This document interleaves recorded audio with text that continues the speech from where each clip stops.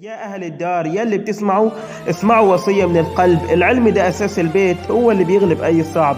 ربوا بنيكوا على الإيمان وعلى قوة العقل والذكاء. هذبوا بناتكم بالدراسة عشان يعيشوا بالوفاء والعطاء.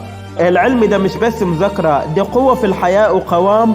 ده أحسن أساس وأقوى سند وأحسن بناء وأعلى مقام. العلم ده مال، اللي معهوش ده كنز الفقير، اللي ملهوش أصل اللي خرج للدنيا ومعهوش ذهب ولا أي وصل.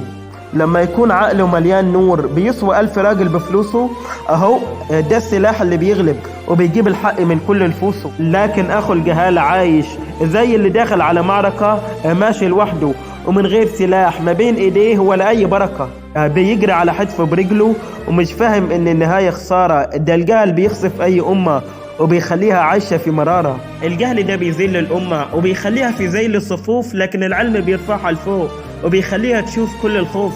بصوا على كل البلاد اللي وصلت للقمة في سنين قليلة. السر في العلم والبحث، في كل فكرة قوية وأصيلة. شوفوا الدنيا عملت ايه بالعقل والدراسة والتفكير. العلوم هي اللي سمت بينا وخلت لينا مكان وخير. مين اللي ركب على الريح وطار بيها زي الملك بزمام؟ مين اللي عمل من الهوى رسول وخلى الكلمة توصل في ساعتها بتمام؟ مين اللي جاب الكهرباء دي وخلاها تنور كل حتة؟ ده سحر العلم اللي بيفهمنا ان الجهل ده أسوأ خطة. شوف اللي غصب الفلك، شافوا أسرار تحت البحر مجهولة، وشوف اللي بيخترع كل يوم حاجات جديدة ومش معقولة. بيتكلموا بالصوت والصورة والجمال، بقى بينطق كلام. الناس دي وصلت لهنا بالعلم مش بالكذب ولا بالأوهام.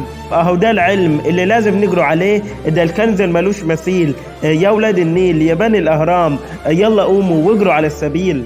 ده العصر ده ما بيعرفش كسل ولا بيقبل أي نوم. النجاح عاوز واحد صاحي بيشتغل بجد كل يوم. سيبك من أي كلام فاضي وخليك دايما في الطريق ده. العلم ده هو المستقبل وهيفضل أحسن حاجة نديها.